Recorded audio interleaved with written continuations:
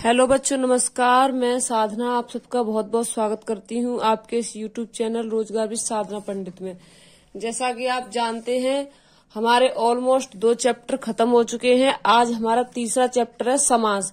ये चैप्टर जो है अपने आप में एक बहुत ही महत्वपूर्ण रोल रखते हैं और जो मैंने पहले जो है इम्पोर्टेंट चैप्टर उठाए हैं, जिससे क्वेश्चन अधिकतर बहुत ज्यादा इनसे ही उठते हैं क्वेश्चन।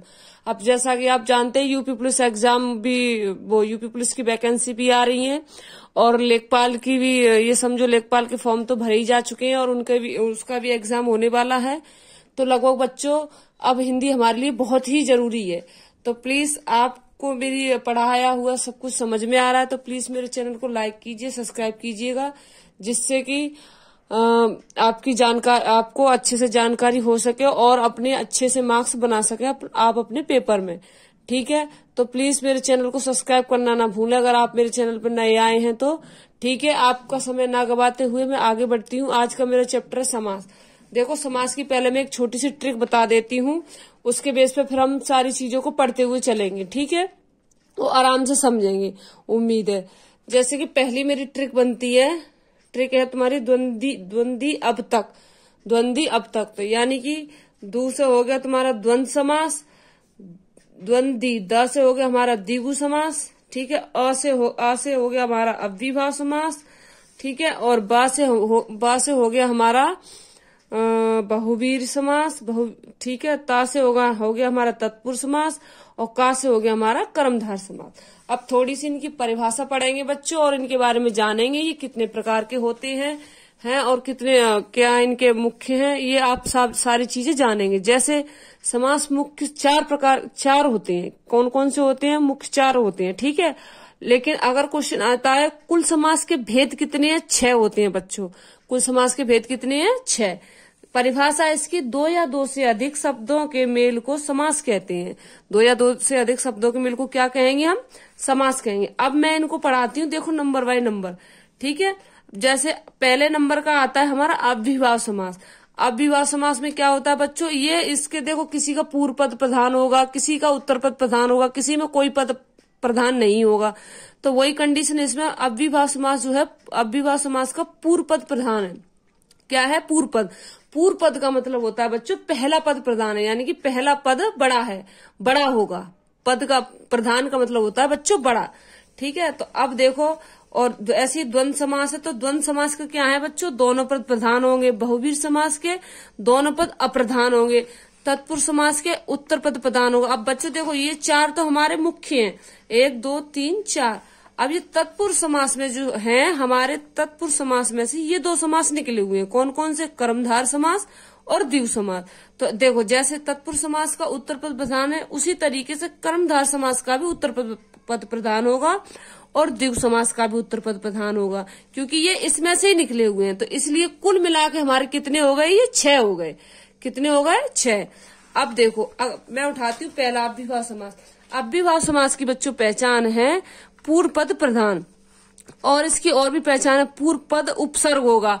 उपसर्ग बच्चों वो होते हैं जो आगे लगते हैं और प्रत्यय वो होते हैं बच्चों जो पीछे लगते हैं। मैं आगे आपको पढ़ाऊंगी। तो पूर्व पद उपसर्ग होगा, पूर्व पद छोटा होगा। ठीक है, और उत्तर पद बड़ा होगा। यानी कि हाँ, मैंने एक बात बोली थी, उसको देखो, थोड़ी मिस्टेक समझ काट देना। पूर्व पद जो प्रधान, तो पूर्व पद का मतलब क्या होता है? देखो, पूर्व पद प्रधान मतलब इसमें प्रधानता किसकी होगी? पहले पद की। क्या होगी? पहले पद की। पूर्व पद प्रधान का मतलब थोड़ा बड़ा नहीं होगा, लेकिन पूर्व पद छोटा होगा, लेकिन प्रधान पहला ही शब्द होगा। ठीक है, अब जैसे आ गया हमारा प्रतिदिन। तो देखो, ये हो गया हमारा तो ये हमारा, देखो, इन्हें कहते हैं हम उपसर्ग। जैसे ये तो ये देखो प्रतिदिन, तो इसका क्या हो जाएगा? प्रत्येक दिन। इसको जब तोड़ेंगे, समास विग्रह करेंगे हम, तो क्या हो जाएगा? प्रत्येक दिन। तो देखो, ये हमारा जो है, ये जुड़ा है कि नहीं जुड़ा है? देखो, ये पहला पूर्व पद प्रधान हो गया ये हमारा, और ये उपसर्ग भी है। तो इसी तरीके से अब हमारा है अगला प्रतिकूल। तो देखो, जो है ये हमारा छोटा ही शब्द है ना, तो इसी तरीके से ये हो गया। देखो ये उपसर्ग भी है। प्रतिकूल, तो प्रतिकूल का हिंदी में अर्थ होता है बच्चों इच्छा के विरुद्ध, यानी कि हमारी किसी काम को करने की इच्छा नहीं है, फिर भी हमसे वो करवाया जा रहा है, तो उसको बोलेंगे प्रतिकूल, हमारी इच्छा के विरुद्ध। अब इसी तरीके से है अगला क्वेश्चन, अगला हमारा उदाहरण है आजीवन। तो जीवन का, आजीवन का मतलब होता है बच्चों जीवन भर। अगला है हमारा यथाशक्ति। तो देखो यह जो है आ गया ना ये, ठीक है। इसी तरीके से यथाशक्ति, शक्ति के अनुसार।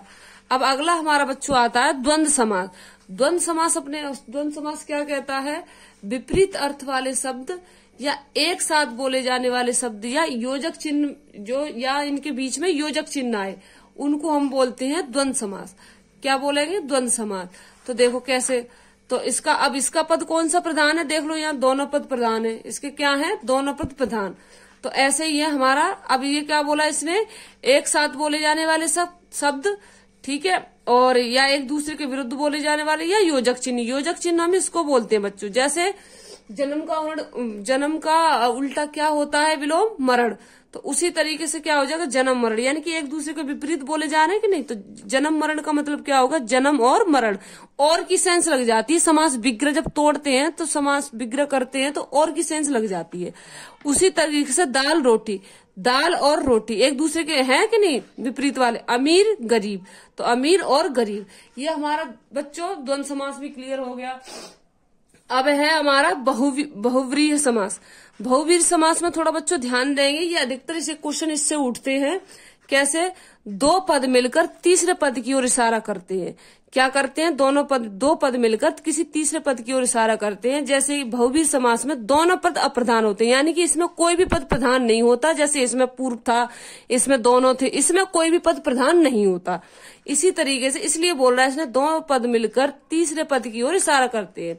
जैसे पहला हमारा उदाहरण उठाया, और अधिकतर बच्चे इसमें एक चीज देखने को मिलेगी, अधिकतर ये समझो 1% ही थोड़ा क्वेश्चन इधर उधर हो सकता है, लेकिन 99% बच्चों इसमें क्या होता है, या कोई भगवान के नाम आ जाए, या किसी मतलब अधिकतर भगवानों के नाम अगर कोई किसी में पूछता है समास में, तो वो हमारा आंख बंद करके लगा देना बच्चों, वो हमारा हमेशा बहुव्रीहि समास ही होता है। ठीक है, देखो 100% गारंटी तो हर चीज कहीं पे भी किसी की नहीं मिलती, लेकिन फिर भी, लेकिन मैं इस तरीके से तोड़ना सिखा रही हूँ तो आप अच्छे से तोड़ भी सकते हैं, और थोड़ी अगर रटने वाली बात है तो आप इस तरीके से रट भी सकते हैं कि बहुव्रीहि समास में अधिकतर भगवानों के नाम हमें पाए जाते हैं। तो जैसे महावीर, तो महावीर बच्चों किसको बोलते हैं, महावीर है जो हनुमान।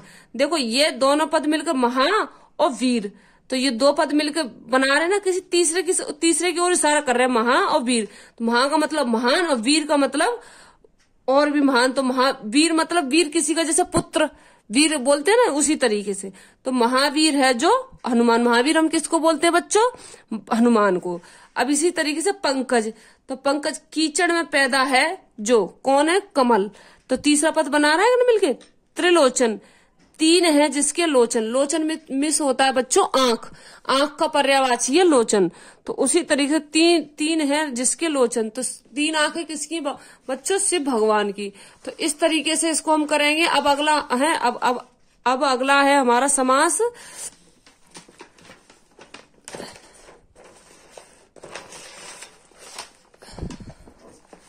अब अगला समास है हमारा द्विगु समास। अब अगला आता है हमारा द्विगु समास। इसको किस तरीके से करेंगे, देखो द्विगु समास में क्या होता है बच्चों, पूर्व पद संख्यावाचक होता है। क्या होता है, पूर्व पद संख्यावाचक, और उसमें क्या है, उत्तर पद प्रधान होता है। जैसे देखो इसका कोई भी शब्द क्या आएगा, संख्या जैसे दिखेगा, जैसे संख्याओं की सेंस निकलती है ना, उसी तरीके से आएगा। बहुत ईजी है पहचानना इसको। ठीक है, द्वंद्व में क्या हो गया, एक दूसरे के विपरीत, और द्विगु में क्या हो गया, संख्यावाचक शब्द। तो जैसे नवनिधि, देखो आ गया ना, नव का नो के अक्षर का उच्चारण हो रहा है कि नहीं हो रहा है, नवनिधि। तो क्या हो गया हमें, नवनिधियों का समूह। त्रिलोक, तो देखो आ गई ना, तीन की सेंस निकल रही है ना मुंह से, तीन के अक्षर की सेंस निकल रही, त्रिलोक, तो तीन लोकों का समूह। सप्तद्वीप, देखो आ रहा है ना, सात की सेंस आ रही ना, सात, तो उसी तरीके सप्तद्वीप, तो 7 द्वीपों का समूह। द्वीप जानते ही होंगे क्या होता है, नवरत्न, तो देखो आ गया ना 9 के अक्षर का सेंस, तो 9 रत्नों का समूह। इसी तरीके से बच्चों ये बहुत ईजी है पहचानना, आप अच्छे से समझेंगे तो बहुत जल्दी से क्लियर हो जाएगा। ठीक है, अब अगला हमारा है क्वेश्चन, अब अगला है हमारा कर्मधारय।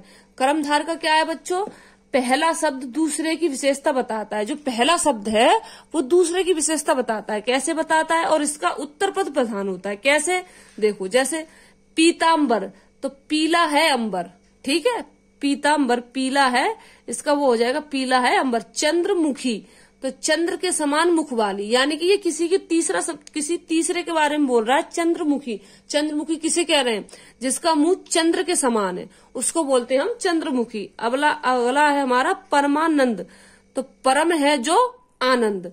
इसी तरीके से बच्चों ये हमारा क्लियर हो गया। और इसमें थोड़े महान व्यक्तियों की सेंस निकलती है, जिस तरीके से जैसे महाराणा प्रताप के बारे में अधिकतर इसमें से क्वेश्चन बनते हैं, और कई सारे क्वेश्चन इसी में से बनते हैं, ठीक है। अब अगला है हमारा तत्पुरुष समास। ये तत्पुरुष समास के बच्चों क्या है, 6, इसमें से 6 भेद, और इसमें से 6 समास और निकले इसमें से, ठीक है। तो वो इसके ही वो इसी के भेद हैं, ठीक है। अब उनको कैसे करेंगे, देखो समास विग्रह करने पर कारक की कोई ना कोई विभक्ति अवश्य आती है और उत्तर पद प्रधान होता है। कैसे, देखो इसको 6 भागों में बांटा गया है। तो किसे बांटा गया, तत्पुरुष समास को हमने 6 भागों में बांटा है। तो जैसे, और इस 6 भागों में बांटा है, और इसका उत्तर पद प्रधान है। पूर्व पद गौड़ है, यानी पहला पद जो है इसका पूर्व पद गौड़ है, तो पहला पद जो छोटा है और उत्तर पद इसका बड़ा है। गौड़ का मिस होता है बच्चों छोटा। अब है अगला, देखो क्या कैसे बांटा है हमने इस तत्पुरुष समास को, देखो इसको 6 भागों में बांटा गया है। किस तरीके से बांटा है, देखो पहले मैंने देखो लिखा कारक, फिर विभक्ति, और ये समास, तत्पुरुष समास, इस तरीके से मैंने बांटे। मैंने एक ही वीडियो में आपके समास कंप्लीट करने की कोशिश की है और हो भी गया है, इसलिए मैंने ज्यादा लंबी वीडियो नहीं डाली है, शॉर्ट में समझाया, और बहुत अच्छी तरीके से समझ सकते हैं कम टाइम में आप, ठीक है। अब है कर्म, तो देखो ये हमारा कारक, तो कर्म, इसकी विभक्ति क्या होती है, कर्म। कर्म को की सेंस आएगी इसमें, को विभक्ति होगी इसकी, ठीक है। तो कैसे होगा, देखो कर्म तत्पुरुष समास पहला हमने पढ़ा। तो देखो जैसे पहला उदाहरण हमारा ग्रह आगत, तो ग्रह को आगत, ये आ गई ना, देखो इसकी विभक्ति आ गई कि नहीं, यानी कि उस क्या बोला था इसने, या तो कोई ना कोई उनकी विभक्ति अवश्य आएगी। तो देखो कर्म, ये कारक हो गया हमारा कर्म, इसकी विभक्ति है को, और ये हमारा है कर्म तत्पुरुष समास, ठीक है। अब इसका उदाहरण हमने लिखा ग्रह आगत, तो ग्रह को आगत, यानी ग्रह को आने वाला व्यक्ति।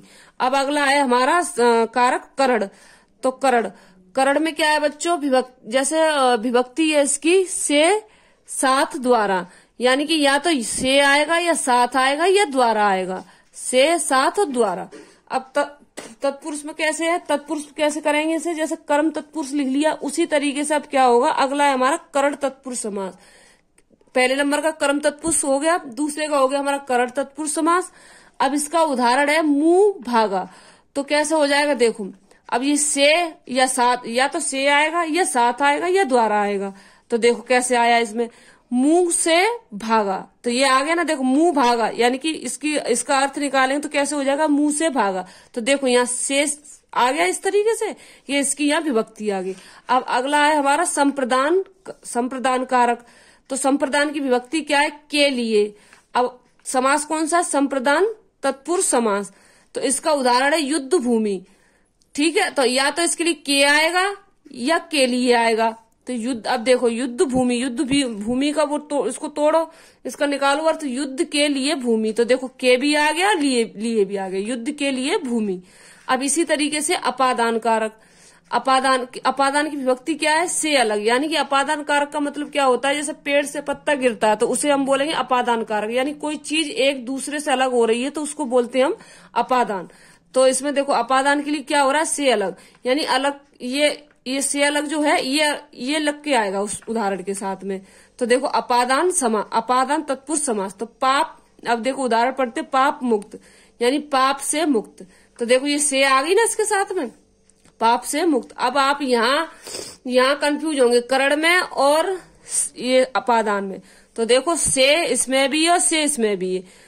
अब लेकिन ये आपको थोड़ा पहचानना होगा, सेंस निकालनी होगी, और आगे जब कारक पढ़ाओगी तो आपकी ये चीजें सारी क्लियर हो जाएंगी, कोई दिक्कत नहीं आएगी, ठीक है। पाप ये हो गया। अब अगला है हमारा अधिकरण कारक। अधिकरण में कैसे है, मैं पर, इसकी कारक व्यक्ति है मैं पर, ठीक है। अब मैं पर में क्या होगा, तत्पुरुष समास, अब ये इसका समास है अधिकरण तत्पुरुष समास। अब इसका कैसे करेंगे, इसको कैसे करेंगे कि जैसे इसका उदाहरण है दीन दयाल, तो कैसे तोड़ेंगे इसको, दीनों पर दया करने वाले। ये आ गया देखो मैं पर, तो दीनों पर, ये अब इसमें पर आ गया देखो, तो ये इसकी कार्य विभक्ति आ गई, इसमें आराम से आसानी से पहचान लेंगे। अब अगला उदाहरण इसी का है, अधिकरण का उदाहरण है जलमग्न, तो जल में मग्न, ये आ गया।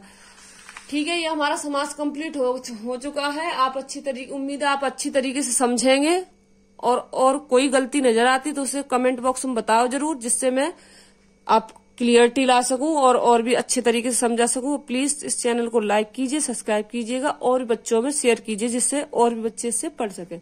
ओके, धन्यवाद। आज के लिए सिर्फ इतना ही।